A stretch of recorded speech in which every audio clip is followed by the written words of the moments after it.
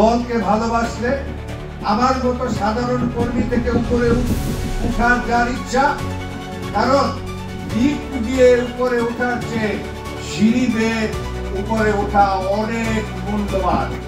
তার ভিত অনেক শক্ত।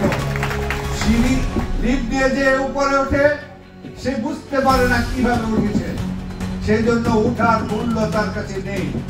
আর যে সিঁড়ি বেয়ে ওঠে, যার মাথা দিয়ে খাদ ধরে, সে বুঝতে পারে জীবন কতটুকু কঠিন, অগ্রযাত্রার কতটুকু গতি, কতটুকু কষ্ট। এই কথাটা প্রতিটি কর্মী ভাইদেরকে মনে করার জন্য আমি অনুরোধ জানাচ্ছি। ভলান্টিয়ার যারা আছেন আমি তাদের দৃষ্টি আকর্ষণ করব, এবং যারা আজকের বাংলাদেশ জাতীয় পার্টি ভোলা সদর আমাদের মাঝে বিশেষ অতিথি হিসেবে উপস্থিত রয়েছেন। বাংলাদেশ জাতীয় তার যে গুরুত্ব আমাদের মাঝে উপস্থিত রয়েছেন বিশেষ অতিথি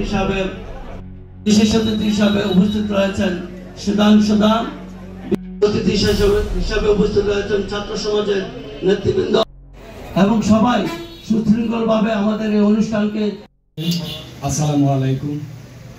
আজকের বাংলাদেশ সময় এসে পাড়া দিচ্ছেন, ইনশাআল্লাহ আশা রাখবো এটা যে আপনারা অক্লান্ত পরিশ্রম করছেন এবং করে যাবেন, এবং এখান থেকে যাই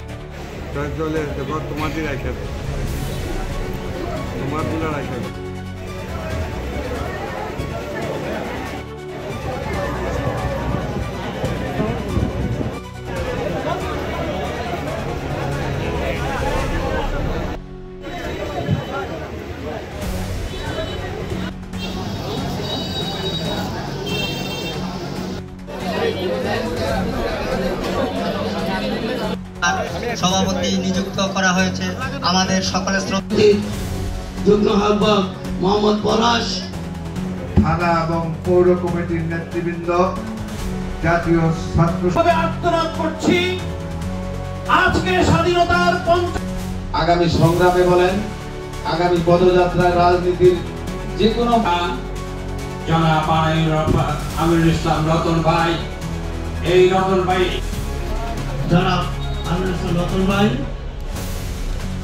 রতন ভাই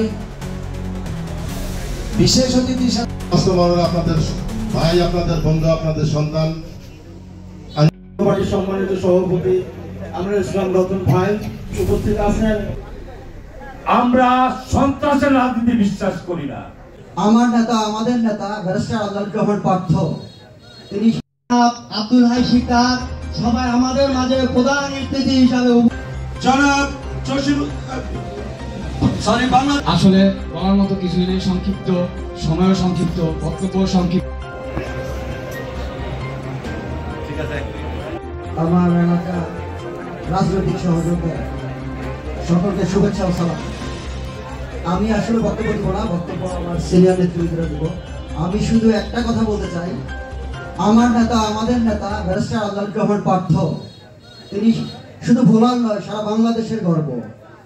আর উনি এই গর্ব এবং এই অর্জন উনি ওনার মেধা এবং যোগ্যতা দিয়ে অর্জন করেছে। অতএব আজকে এই সম্মেলনে যারা আপনারা কমিটিতে আসবেন, নতুন নেতৃত্বে আপনারা আগামী দিন এই ওয়ার্ড পরিচালনা করবেন, তাদের সকলকে মনে রাখতে হবে, আমার নেতা, আমাদের নেতা পার্থ ভাই আমাদেরকে টেন্ডারবাজি, চাঁদাবাজি শিক্ষা দেয় না, আমাদেরকে বিশৃঙ্খলতার শিক্ষা দেয় না। অতএব আমাদেরকে শৃঙ্খলার সহিত রাজনৈতিক গঠনতন্ত্র মেনে তারপরে আমাদের রাজনৈতিক কার্যক্রম পরিচালনা করতে হবে। এই বিষয়টি আশা করি আমরা মনে রাখবো ইনশাআল্লাহ। পাশাপাশি আমি এবং আমরা, আমাদের সিনিয়ররা আমাদেরকে অবশ্যই গাইডলাইন দিবে, সেই গাইডলাইন মোতাবেক আমরা চলাফেরা করবো।